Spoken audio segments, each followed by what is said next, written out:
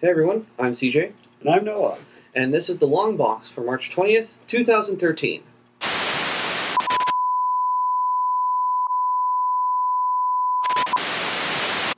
Alrighty, so this week I have, because this coming month in April will be the start of the Harbinger Wars, I have with me Harbinger issue 9, which is Faith's backstory. What did you bring? Oh boy, I have a goodie for all you viewers out there. Superior Spider-Man issue 5. Okay, you know what? 700 issues. 700 issues. Batman didn't even make it that far. 700 issues. Yeah, good. Just making sure you understand this.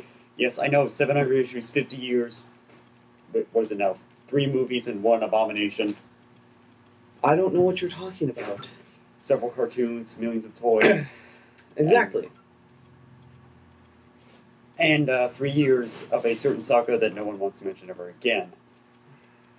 So, shall I start? Or go ahead. This is alrighty. Freaking show, man. So, like I've said previous to this, issue 9 is Faith's backstory. For any of you who are able to get your hands on cover B, which shows Faith flying in the sky in her new costume. For anyone who doesn't know who Faith is, well, here's a photo of the alternate cover. As you can see, she is the blonde girl up in front. So this continues straight off from issue 8. In issue 8, the Harbinger team was getting ambushed by the military. In issue 9, we find out that Faith has temporarily lost her powers, which lasts for about, I'd say, roughly a quarter of the book. Peter gets captured. Someone dies. I'm not going to mention who because it's kind of out of left field, and I don't want to spoil everything for the people who are watching this. We also find out, for any of you who didn't know and are just jumping on with the series, that Faith is a huge nerd, comic books, science fiction, and there is one thing I want to point out. You can see that her and her parents are dressed in Starfleet uniforms. I just want to point out that the colors purple, green, and orange were never existed in Star Trek. Never.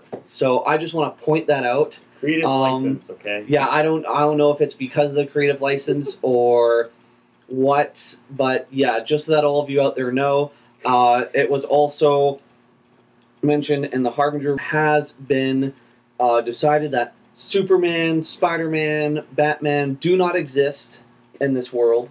They are all fictional characters because they named them out of the comic books that her parents left. There's like a huge closet full of just long box after long box after long box after long box. That's my wet dream. Okay then. And it was awesome, but at the same time it was kind of like, wow. Okay, that's dedication right there. Overall, really great story. I really have no complaints aside from the color issue with the Starfleet uniforms, but I understand why they had to do that because creative licensing and because of the fact that Paramount and or maybe Gene Roddenberry's company might sue, which would be bad.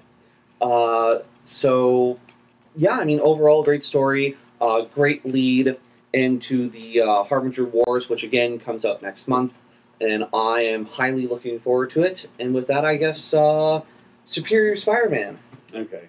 Well, first of all, let me just say, I'm actually enjoying the series so far. Okay. Yeah, it has its flaws, definitely, but Doc Ock, I actually like his take of being a more brutal, kind of more in-your-face Spider-Man.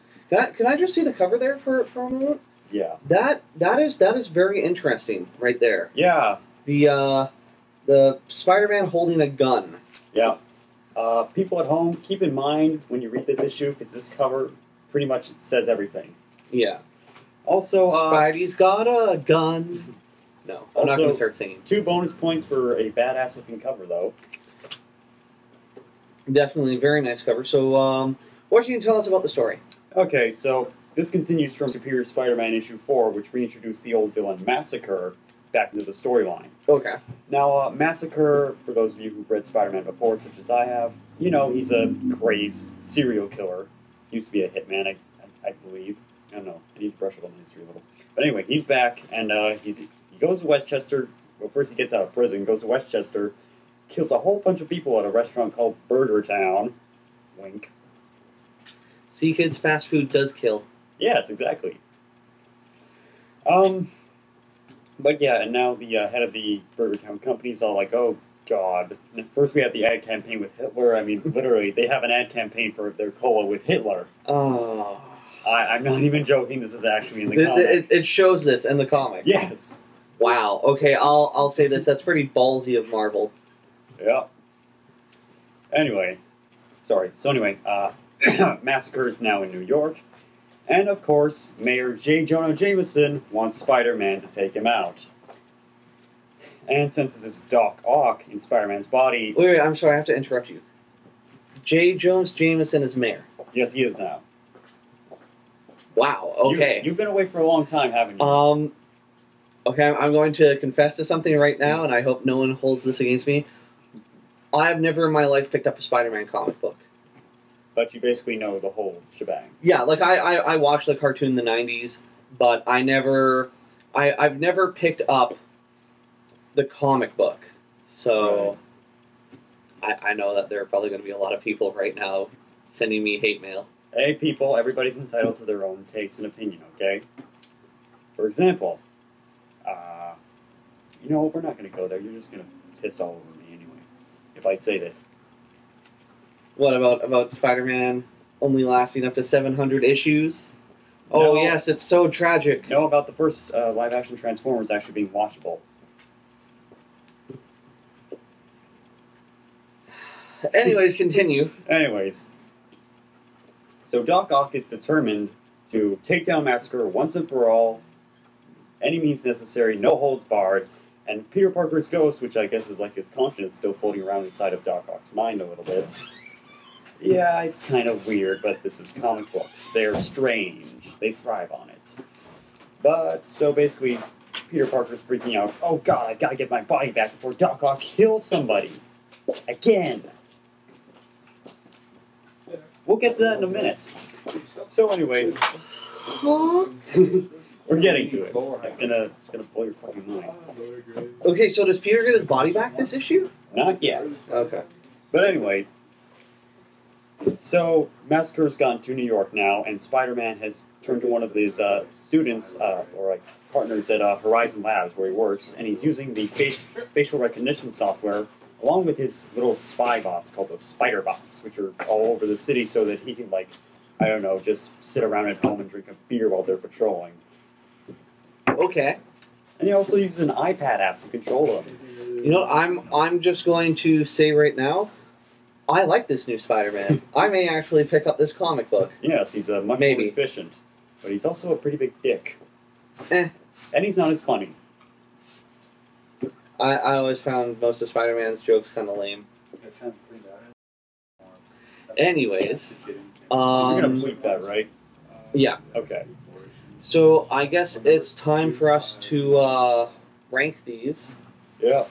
Okay, so for those of you who are tuning in for the first time and have not seen any of the episodes and don't know our ranking system, here it is from top to bottom, best to worst.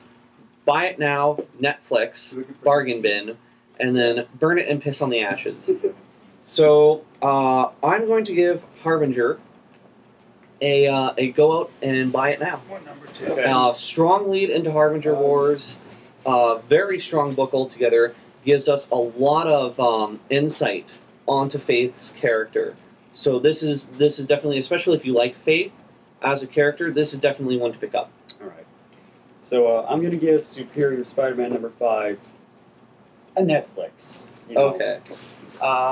It was good, but just not up to what I expected from this title so far, from what we've been given. Okay. I mean, we've seen Spider-Man kill the Vulture. Right. Yeah, in issue 3, and now he's going after Massacre. I won't spoil anything, but it's. I'm just assuming you're telling me the truth. Yeah, and, I have no idea. It's if the cover's any indication, you probably know what might happen. I'm not saying anything, but it's probably going to change your outlook on Spider-Man completely.